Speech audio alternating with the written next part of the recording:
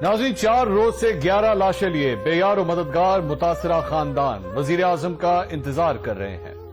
रियासत मदीना की मिसालें देने वाले वजीर आजम का यकबख्ता सर्दी में वो माएं इंतजार करती रही, वो बहनें और बेटियां इंतजार करती रही कि जिनके घर में अब कोई मर्द जिंदा नहीं बचा।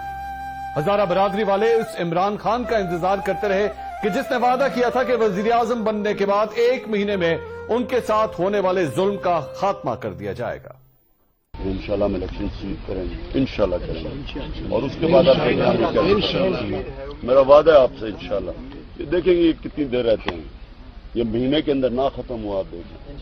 नाज़रीन, हजारा बरादरी उसी इमरान खान का इंतजार करती रही जो अब 2.5 साल से वजीर आजम है और उन पर जुल्म जारी है। आज ये हजारा बरादरी जो 4 रोज से अपने प्यारों की लाशें लेकर बैठे हैं, उसी इमरान खान का इंतजार करती रही कि जो माजी में कहा करता था कि जो लाशें लेकर बैठे हैं वजीर आजम उनके पास क्यों नहीं आते। आसिफ जरदारी इस मुल्क का सदर है, उसने अपने एक करप्ट आदमी को जो रेंटल पावर में है उसको प्राइम मिनिस्टर बनाया हुआ है। वो क्यों पावर में बैठा हुआ है? वो कितनी दफा वो बलूचिस्तान आया है, कितनी दफा वो पाटा गया है, क्यों नहीं वो आता इस वक्त लोगों के जो जिनसे तकलीफ देके जो बेचारे लाशें लेके बैठे हुए लोग। मेरे कप्तान, इस अवाम ने आपको उन्हीं वादों और तब्दीली के नारों पर वोट दिया था। जो उम्मीद आपसे इस अवाम ने लगाई, ऐसा नहीं है कि यह मुमकिन नहीं।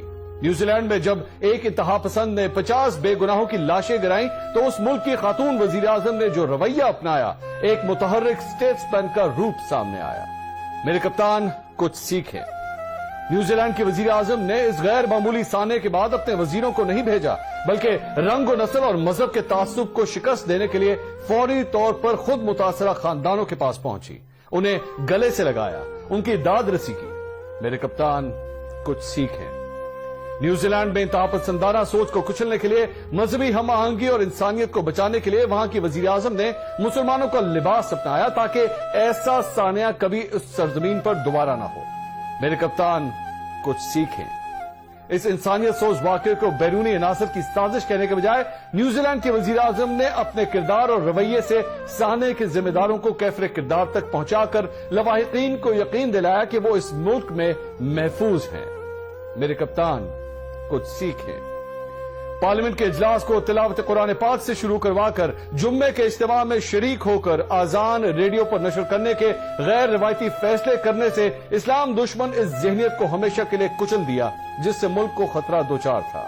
मेरे कप्तान, आप भी कुछ सीखें।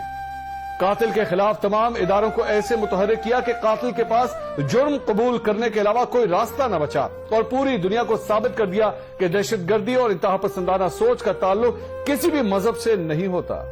मेरे कप्तान, कुछ सीखें। न्यूजीलैंड की वजीर आजम के बरवक्त दिलाना और गैर मामूली फैसलों से हुकूमत, अवाम और मीडिया ने एक ही बार में मुल्क में इंतशार और खलफशार को जड़ से उखाड़ फेंका। इस कौमी लीडर की हिम्मत और बहादुरी से मेरे कप्तान, आप भी कुछ सीखें। अगर किसी भी मुल्क का लीडर अपने लोगों के दुख में ताज़ियती पैगाम के बजाय उनके दुख दर्द में उन्हें गले से लगाए, उनके कातिलों को अंजाम तक पहुंचाए, तो वो कौम अपने इस लीडर को एक बार नहीं बार बार वजीर आजम बनाती है, जैसे न्यूजीलैंड की गैरतमंद वजीर आजम को अवाम ने बार बार मुंतखब किया। मेरे कप्तान, कुछ सीखें, कहीं देर ना हो जाए।